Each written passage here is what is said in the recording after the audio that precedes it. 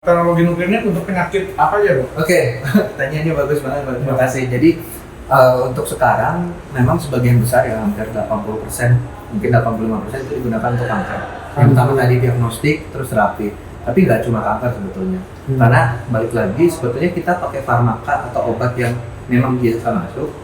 Nah, kita selipin seolah-olah GPS ya, kita bisa melihat diagnostik itu bisa dipakai untuk bidang kardiologi, neurologi dan anak. Ya, neurologi mungkin yang akan terdekat yang akan kita kejar itu nanti tentang demensia. Jadi Pelupa. betul. Saya pelupa nih.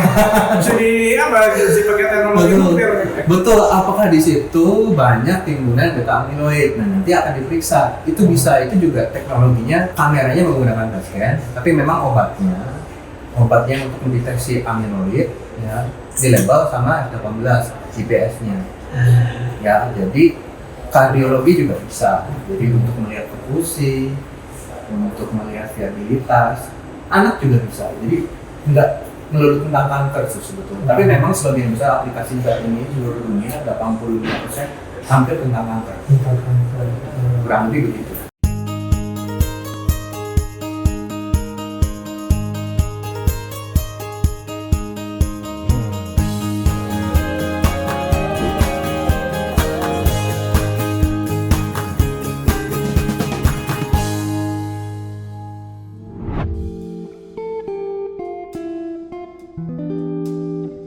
Halo, selamat siang. Saya nggak di sini nih ya. Iya. Ini Dokter Alexander ya. Betul. Waduh, senang nih bisa ketemu dokter nih. Terima kasih. Iya, kita mau tanya-tanya tentang nuklir, katanya bisa jadi obat ya.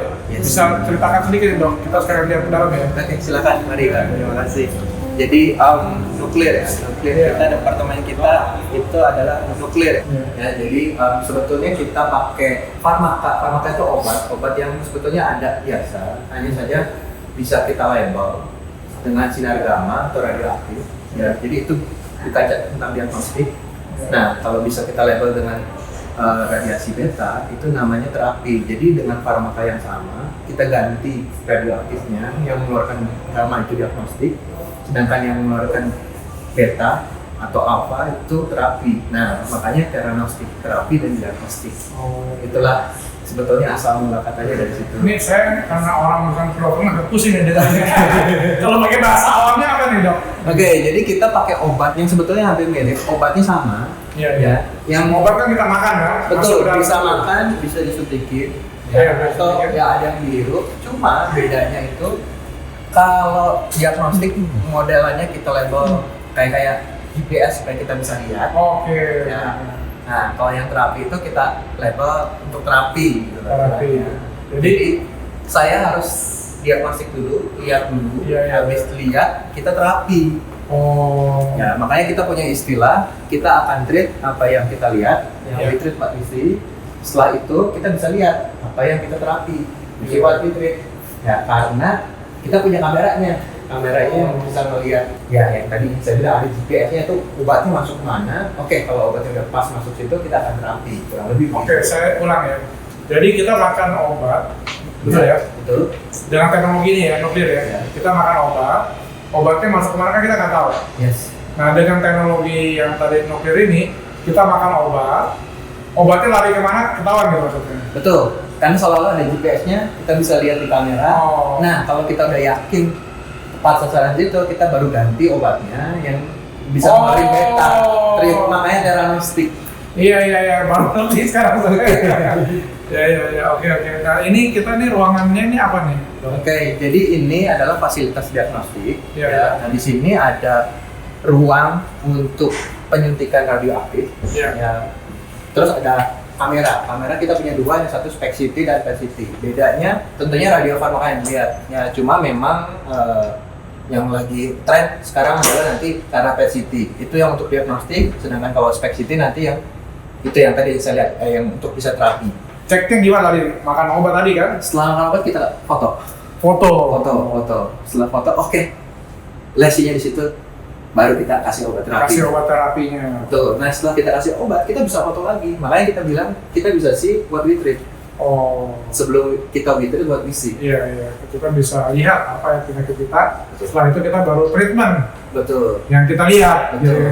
Nah, cuma memang karena penyakitnya beda-beda, obatnya juga beda-beda. Iya. Termasuk yang nanti melabelnya juga beda-beda. Iya. Nah, makanya itu ada 2 kamera, yang satu namanya single photon, yang satu positron. Sebetulnya beda radiofarmaka. Yang pertama pakai iodium atau technetium, lutetium, yang terakhir pakai F18 FDG atau bisa F18 atau gallium. Kurang lebih begitu. Kita sekarang ini aman ya dari radiasi. Oke, nggak masalah. Aman ya. Karena mau dipasang radiasinya. Jadi ini kita mau jelasin apa nih dok? Sekarang dok. Oke, di sini Injection room. ya, ini injection room ini nanti pasien datang di sini, Ya. dia duduk, Ya. ya, bisa yang tadi minum atau disuntik. Oh ya. Nah, baru setelah itu kita akan scan. Oh. Itu proses diagnostik. Ya. Nah, setelah proses diagnostik selesai, kalau memang perlu terapi untuk rawat jalan kita akan di sini, yang untuk rawat inap dirawat. Kita ada inap. di sana. Betul. Terapi langsung dilakukan sana. Setelah terapi di scan lagi. Di scan lagi. Untuk balik lagi, kita akan treat apa yang kita lihat. Setelah kita terapi, kita lihat juga. Kelebihannya apa ya?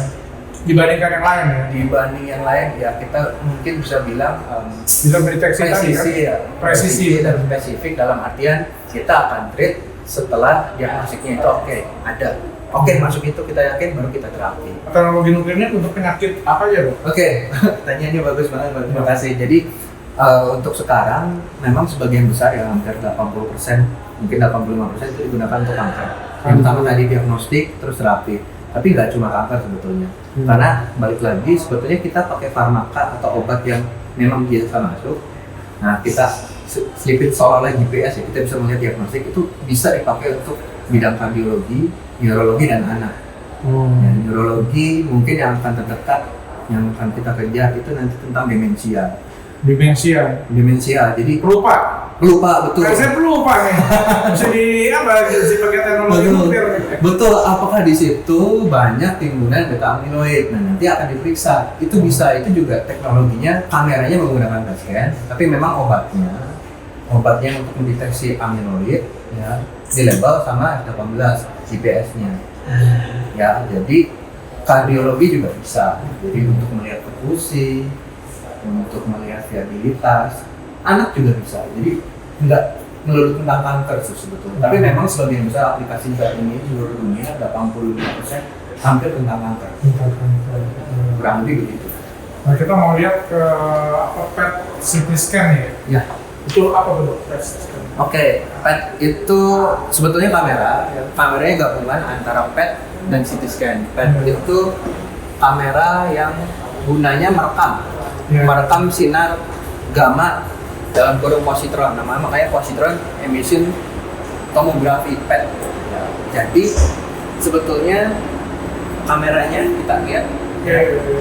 Ini kameranya untuk merekam ini tadi obat yang sudah disuntikan atau obat yang kebanyakan yang disuntikin kalau kan obat yang sudah disuntikin farmakanya ada. Contohnya adalah F18 FDG. Nah, FDG ini dia analog juga yang di label sama F18. F18 ini kayak GPS-nya. Ya, jadi begitu kita suntikin, dia akan masuk daerah yang inflamasi akan masuk sana, daerah kanker juga akan masuk sana. Nanti kita bisa foto, oh lokasinya di situ. Banyak kan gunanya akhirnya untuk diagnostik. Ya, jadi ini setelah kita suntikan radiofarmaka untuk diagnostik, kita bisa foto, bantu teman-teman sejawat untuk ini kankernya ada di mana. Jadi saya misalnya sakit kanker gitu ya, kita disuntik di sini kan, tidur di sini kan. Betul. Nah, ketika tidur langsung tahunya obatnya larinya Betul. ke tempat yang tepat juga. Betul. Ketika di tempat yang tepat, lalu dikasih obat kankernya gitu ya. Betul. Jadi memang gunanya yang pertama selain untuk deteksi di mana kankernya, yang kedua contoh nih dokternya udah terapi, dia pengen lihat hasil terapinya baik atau enggak. Kita suntik, kita foto, nanti bisa dibedain kalau respon terapi, ya atau udah nyebar kemana aja, staging, restaging, kurang lebih seperti itu. Bisa ketahuan di sini ya. Ketahuan ya, tapi yang memang ya analog gula, jadi istilahnya makanya memang suka gula gitu kan. Kurang lebih begitu. Nah inilah kameranya. Ini ada dua sisi, yang pertama adalah sisi PET, yang di belakang adalah sisi CT. keduanya bisa. Jadi gambarnya adalah pencampuran antara PET dan CT. Oh gitu. Kebetulan kita beruntung nih dikasih supaya nggak takut ya nggak nyerang. Oh, nanti suasana hutan gitu ya. Ada Terutama anak-anak ya. ya, terutama anak bisa pilih ya. Ini lumayan lah kita juga mau membuat pasien nyaman. Nanti kalau pasien nyaman itu sembuh. Iya, itu semua dia. Nanti ketika masuk sini kayaknya lagi di laut nih sekarang ya. Iya, ya nanti kurang lebih masuk di foto selesai. Selesai. Jadi hasil bacaannya itu moga-moga bisa membantu dari teman-teman kita klinisi. Oh ini respon lab ini ada oke nih, itu di bidang kanker. Ya. Tadi belum lagi yang amiloid kita bisa. Oh timbulannya di mana? Neurologi, kardiologi juga bisa. Untuk terapi yang dosisnya tinggi ada kamar namanya rawat isolasi. Pasiennya sebenarnya sehat, pasiennya sebenarnya baik, cuma karena radiasi masih tinggi, kita harus titipkan di tempat yang radiasi aman. Kurang lebih seperti itu, ada fasilitasnya supaya nanti begitu keluar ya pasiennya nggak takut lagi, dia tenang. Maksudnya keluarganya juga nggak takut karena radiasinya nggak. Berapa lama tuh sama radiasi? Radiasinya hilang agak lama, tapi memang kita ada regulasi atau batas yang memang begitu itu dilakukan boleh keluar.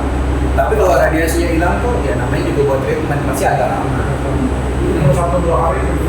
Oke, untuk yang tiroid biasanya kurang lebih 2-3 hari, kadang-kadang bisa 4 hari. Tapi yang prostat mungkin paling lama sehari. Dok, ini apa ya dok? Tulis tanggal. Kayaknya Indonesia nih.